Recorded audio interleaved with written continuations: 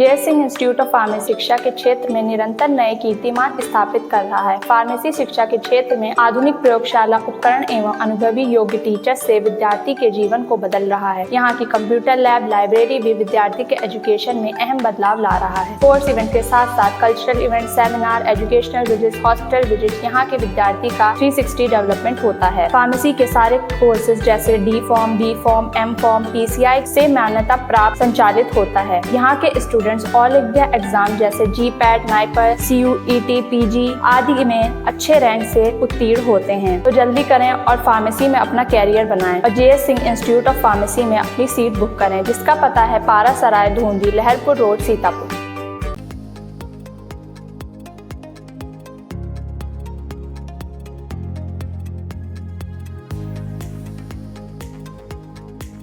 नमस्कार, आप देख रहे हैं आई इंडिया और मैं हूं डॉक्टर पंकज सिंह गौर। और आई इंडिया के स्टूडियो में आज खास मेहमान आए हैं। आप सभी का परिचय कराते हैं। आपका नाम है विकास हिंदू, जो भारत को हिंदू राष्ट्र घोषित करने की मांग कर रहे हैं और साथ ही राष्ट्रीय हिंदू शिवसेना के राष्ट्रीय अध्यक्ष हैं। आपको बुलाने का खास मकसद इसलिए है क्योंकि आप सभी जान रहे हैं कि जिस तरीके से बांग्लादेश में प्रधानमंत्री शेख हसीना का तख्ता पलट होता है और उसके बाद जो वहां पर जिस प्रकार की घटनाएं हो रही हैं, उससे कहीं ना कहीं हिंदू खासकर उसमें प्रभावित हो रहा है या उसकी जान जा रही है। हिंदुओं पर लगातार घटनाएं हो रही हैं और भारत के जिम्मेदार लोग बैठकों का आयोजन कर रहे हैं, लेकिन अभी तक वहां फंसे लाखों लाख हिंदुओं को सुरक्षित कैसे लाया जाए, जो मंदिर तोड़े जा रहे हैं उनकी रक्षा कैसे की जाए, इस पर अभी तक कोई ठोस पहल होते हुए नहीं दिखाई दे रही है। तो आज विकास हिंदू से बात करेंगे, जो भारत को हिंदू राष्ट्र घोषित करने की लगातार मांग करते आ रहे हैं और बांग्लादेश जो पड़ोसी देश है वहां पर इस प्रकार की लगातार वारदातें हो रही हैं। मंदिरों को तोड़े जाने के तमाम ऐसे विजुअल आ रहे हैं। तमाम फंसे वहां हिंदू अपनी जान मान की गुहार लगा रहे हैं। तो विकास ये बताइए कि जो बांग्लादेश की तस्वीर आ रही है वो कितना आहत कर रही है और जो सरकार है मौजूदा वो उसे रोक पाने में कितना आपको सफल दिखाई दे रही है। देखिए, जिस प्रकार से बांग्लादेश के अंदर तख्ता पलट हुआ है, जिस प्रकार से वहां हिंदुओं को टारगेट करके हिंदुओं के मंदिर जलाए जा रहे हैं, यही इस्कॉन टेम्पल जो 1971 में जब बांग्लादेश का निर्माण हुआ था, तब इसी इस्कॉन टेम्पल ने 200 दिन वहां के रहने वालों को भोजन की व्यवस्था बनाई थी और आज उसी इस्कॉन टेम्पल को जला दिया जाता है। वहां के मशहूर सिंगर राहुल, उनके घर में आगजनी हो जाती है, उनके घर को जला दिया जाता है, तोड़फोड़ की जाती है। हिंदुओं को, सिर्फ हिंदुओं को टारगेट करके आज बांग्लादेश के अंदर एक बड़ा आंदोलन किया जा रहा है। बिल्कुल। तो आप इसमें मानते हैं कि वहां पर जिस तरीके से हिंदू को टारगेट किया जा रहा है और उन पर हमले किए जा रहे हैं, उनकी जान ली जा रही है, मंदिरों में तोड़फोड़ की जा रही है, ऐसे में भारत सरकार की जिम्मेदारी क्या बनती है आपके मुताबिक? देखिए, मेरा माननीय प्रधानमंत्री जी से निवेदन है कि जो भी हमारे वहां हिंदू भाई बहन हैं उनको सुरक्षित भारत लाया जाए। देखिए, पहले भी ये घटना हो चुकी है, जिस तरीके से अफगानिस्तान में हुआ, वहां हिंदुओं के साथ, हमारे सिख भाइयों के साथ क्या हुआ ये सब पूरी दुनिया जानती है। और आज वही हाल बांग्लादेश के अंदर सिर्फ और सिर्फ हिंदुओं के साथ हो रहा है। उनके मंदिर तोड़े जा रहे हैं, उनके घरों में आर्जनी की जा रही है, हमारी बहन बेटियों के बलात्कार किए जा रहे हैं बांग्लादेश के अंदर। और मैं सरकार से ही निवेदन करूंगा कि जो भी लोग हमारे वहां हैं उनको भारत लाने का कार्य किया जाए। पूरे घटनाक्रम पर अगर नजर डालें तो वहाँ की जो प्रधानमंत्री शेख हसीना वो भारत में आती हैं, शरण लेती हैं और भारतीय जो वहाँ फंसे हुए हैं उन पर हमले हो रहे हैं, उनकी जान ली जा रही है।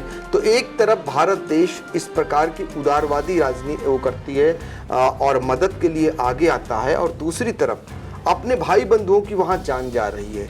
तो ये सब क्या आपको नजर आ रही है? कौन लोग हैं?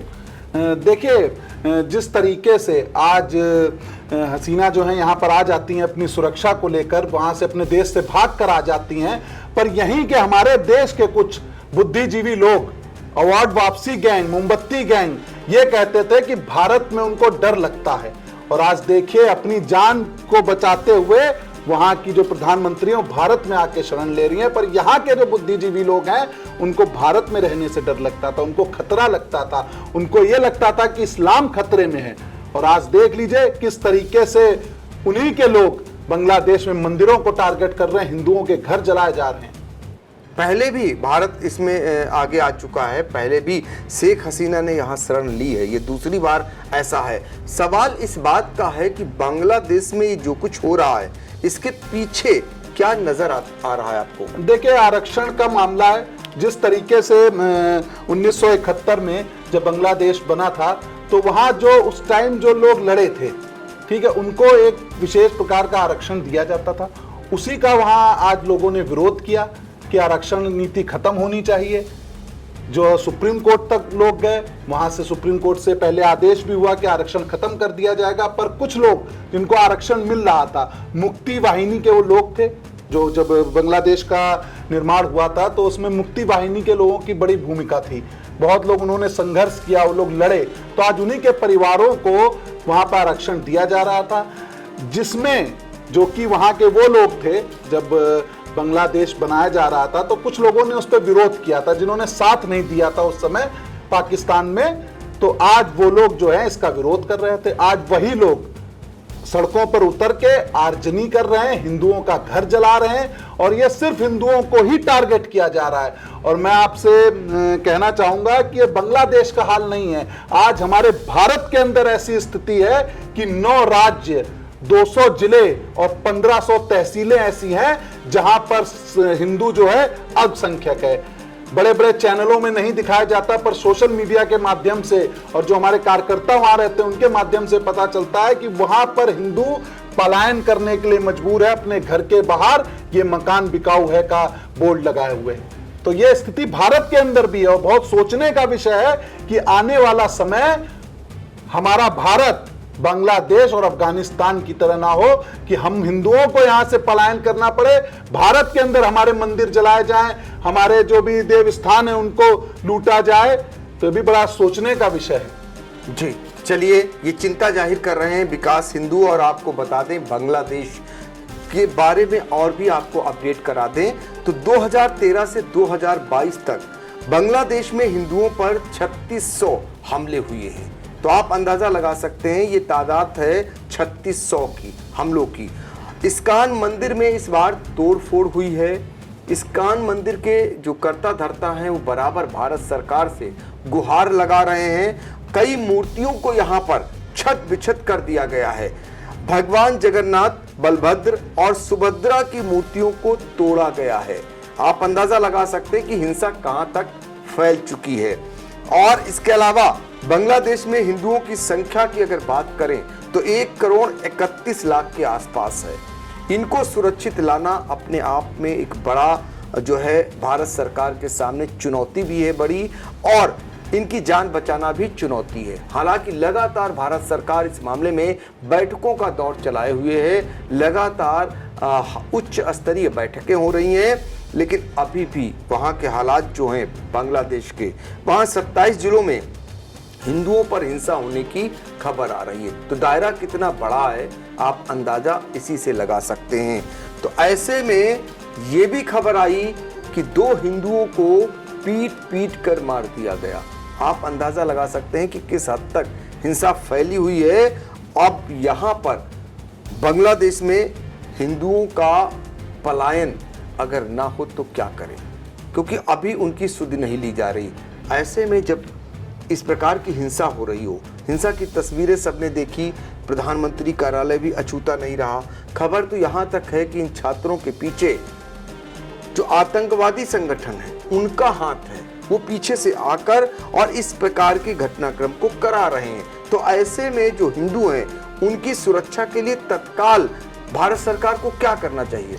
देखिए बिल्कुल सही आपने कहा, ये सिर्फ छात्राओं का वो नहीं है, इस पे जरूर कहीं ना कहीं एक बड़ा संगठन जो इन जिहादियों का संगठन है जरूर लगा हुआ है। जिस तरीके से हिंदुओं को मारा जा रहा है, अभी 2 लोगों की हत्या कर दी गई है, घरों में आग लगाई जा रही है, तो सरकार से मेरा यही कहना है कि उन लोगों को वापस लाया जाए। देखिए सीए यहाँ पर लागू हुआ, पर किसी भी रोहिंग्या को यहाँ से बांग्लादेश नहीं भेजा गया। आज बंगाल की भी स्थिति बिल्कुल बांग्लादेश जैसी है। वहां पर भी आए दिन खबरें आती हैं कि हिंदुओं को मारा जा रहा है, मंदिर तोड़े जा रहे हैं बंगाल के अंदर। ये बंगाल बांग्लादेश में नहीं है, बंगाल भारत के अंदर है। पश्चिम बंगाल के अंदर जहां हिंदुओं के मंदिर तोड़े जा रहे हैं, हिंदुओं को की हत्या की जा रही है, उनकी बहन बेटियों के साथ बलात्कार किए जा रहे हैं। तो ये देखिए आने वाला समय कितना भयानक है हिंदुओं के लिए, कि हमें विचार करना चाहिए कि जिस तरीके से आज उनके 57 देश हैं, कि हम एक अपना हिंदू राष्ट्र नहीं घोषित कर सकते, क्योंकि आज की संख्या में अभी तो हम बहुसंख्यक हैं। कहीं वो दिन ना आ जाए कि हम लोग अल्पसंख्यक हो जाएं और एक दूसरा समुदाय जो है वो बहुसंख्यक हो जाए, और हमारी भी स्थिति ये हो जाए कि जैसे 1990 में कश्मीरी हिंदुओं के साथ हुआ, उनको पलायन करना पड़ा, उनको अपने घर छोड़ने पड़े, उनकी बहन बेटियों के साथ बलात्कार किया गया, उनकी हत्या की गई। वही स्थिति पूरे भारतवर्ष में ना आ जाए, ये चिंता का विषय है। और ये जितने भी बुद्धिजीवी हैं उनको ये चीजें सोचनी चाहिए कि ये जो लोग हैं जो इस तरीके की मानसिकता रखते हैं, ये नासूर हैं, और आने वाले समय में ये हमारे शरीर में फैल के हमारे पूरे भारतवर्ष को नष्ट करेंगे। विकास, ये बताइए, ये बुद्धिजीवियों का सवाल है या सरकार का? आज इतने साल की मोदी सरकार हो गई, मोदी सरकार की अगर बात करें, जनसंख्या नियंत्रण को लेकर तमाम बातें हुई थी और जनसंख्या नियंत्रण आज तक कानून नहीं बन सका। तो ऐसे में जनसंख्या कैसे रोकी जाएगी? देखिए बिल्कुल नहीं बना। जब पूरे बहुमत में थे तब नहीं बनाया। अब तो बैसाखी वाली सरकार चल रही है, तो मुझे नहीं लगता इन 5 सालों में ऐसे कोई भी कानून बनेगा। पर हाँ, जब आप मजबूत थे, जब आप पूरी सत्ता में थे, आप पूरे बहुमत के साथ थे, तो आपको ये कानून लाना चाहिए था। चाहे वो जनसंख्या का कानून हो, चाहे वो आपका सीए का लागू हुआ, पर उसके बाद भी अभी उसकी कोई समीक्षा नहीं की गई, उन लोगों को भेजा नहीं गया। तो ये बड़ा चिंता का विषय है हिंदुओं के लिए कि हम किसको अपनी सरकार चुने, कौन है हमारा, कौन हमारा नेता है, कौन हमारा धर्म गुरु है ऐसा जो आने वाले समय में हमको बचाएगा। क्योंकि जितने भी ये बड़े बड़े धर्म गुरु हैं, जितने बड़े ये नेता हैं, ये सब अपनी जगह सुरक्षित रहेंगे, पर जो हमारा हिंदू भाई है, जो ऐसी जगह में अल्पसंख्यक बन के रह रहा है, उनके लिए बड़ी चुनौती का समय होगा आने वाला समय। आपको क्या लगता है बांग्लादेश का जो घटनाक्रम इतने दिनों का है, इसमें आपको क्या लगता है? कोई कदम ऐसा लगता है कि भारत की तरफ से ऐसा कोई प्रभावी कदम उठा हो जिससे वहां बांग्लादेश में हिंदू अपने आप को सुरक्षित महसूस कर रहा हो या उसकी जान बच पा रही हो? देखिए अभी तक तो ऐसा कुछ भी नहीं नजर आ रहा है कि यहाँ से कुछ किया जा रहा है उनके लिए। पर मैं सरकार से निवेदन करता हूँ कि उन लोगों के लिए जरूर कुछ ना कुछ किया जाए, उनकी सुरक्षा का ध्यान रखा जाए। अरे जब आप शुरुआत में उनकी मदद करके एक बांग्लादेश बना सकते हैं, अलग एक पाकिस्तान से निकाल के आप बांग्लादेश बना सकते हैं, तब आप ही के द्वारा वहां मुक्ति जो है वाहिनी बनाई गई थी। तो आज भी ऐसी एक मुक्ति वाहिनी की वहां जरूरत है जो वहां पर हिंदुओं की रक्षा कर सके। वहां पर आपका इंटरफेरेंस बहुत जरूरी है हम हिंदुओं के लिए। वरना अभी देखिए बड़े बड़े सेलिब्रिटी वहां पर जो हिंदू हैं, अभी एक राहुल फोक सिंगर है, उनके घर में आगजनी कर दी गई, घर जला दिया गया। तो आप ये सोचिए जो कुछ नहीं है वहां, जो मिडिल क्लास के लोग हैं, जो गरीब हमारे लोग हैं, उनका वहां क्या हाल हो रहा होगा। तो देखिए अब कुल बातचीत में निकल करके जो लब्बुलवाब आया ये कि राष्ट्रीय हिंदू शेर सेना के राष्ट्रीय अध्यक्ष विकास हिंदू की ओर से ये मांग की जा रही है कि जैसे हम पहले वाहिनी बनाए थे वैसे ही हम क्यों नहीं बांग्लादेश में ऐसी एक वाहिनी तैयार करें जिसके जरिए वहां के हिंदुओं पर जो हमले हो रहे हैं, जो उनकी जान जा रही है, उसको रोका जा सके। हम देख रहे हैं आप एक बाईं तरफ काला धागा ये बांधे हुए पट्टी, ये क्या संकेत है? देखिए दुखद है, ये हम अपना शोक जाहिर कर रहे हैं। ठीक है, हमारे पास वो अधिकार नहीं है वहां जाने के, ना हमको भेजा जाएगा। अगर सरकार सक्षम नहीं है तो हम लोगों को छूट दे, हमारे संगठन को छूट दे कि आप वहां जाइए, हमारी व्यवस्था करिए, हम वहां ढाल बन के हम अपने हिंदू समाज के लिए खड़े होंगे। पर ऐसी कोई अगर हम लोगों को चीज मिलती है, और मैं तो वहां जितने भी हमारे हिंदू भाई बहन हैं, ठीक है, आपका चैनल पूरे विश्व में चलता है, हर कोई देखता है, तो मेरी ये खबर अगर उन तक मेरी आवाज जाए तो आप किसी के भरोसे ना रहिए, अपनी स्वयं रक्षा करिए और लड़िए। जैसे पहले लड़े थे वैसे आज भी अपने लिए लड़िए, अपनी बहन बेटियों के लिए लड़िए। तो देखिए ये आह्वान भी हुआ है भारत से, चूंकि भारत के लोग चिंता में हैं कि उनके अपने भाई, उनके अपने बीच के लोग बांग्लादेश में उन पर क्या बीत रही है, उन पर कितने जुल्मों सितम ढाए जा रहे हैं। आए दिन वहाँ की जो तस्वीरें आ रही हैं वो काफ़ी भयावह हैं। और ऐसे में अब सबकी निगाहें सरकार की तरफ भी लगी हुई हैं, लेकिन राष्ट्रीय हिंदू सेना की ओर से यह आह्वान किया गया है कि ऐसे लोगों का जो उनकी जान ले रहे हैं तो उनसे वो मुकाबला करें, उनसे लड़ें और अपनों को बचाने का प्रयास करें। ये मांग बड़ी जोर शोर से अब उठने लगी है, क्योंकि रोज वहां की जो तस्वीरें हैं वो दिल को दहला रही हैं।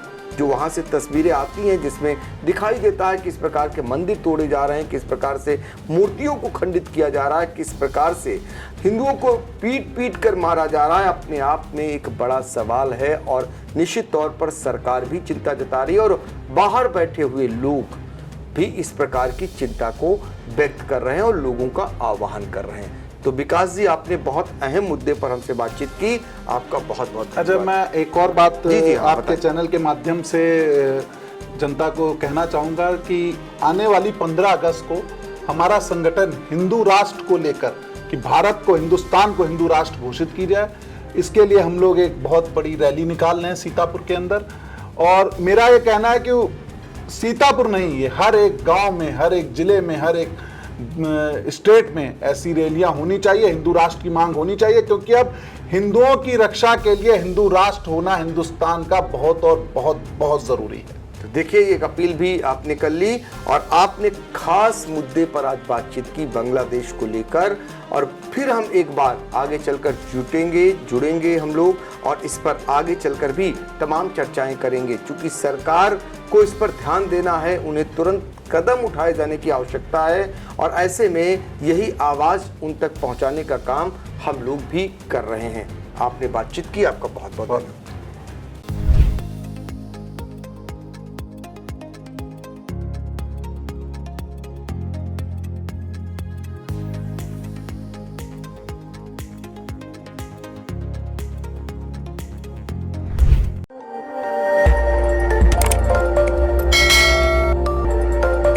खबर आपकी, नजर हमारी। देखते रहिए आई इंडिया।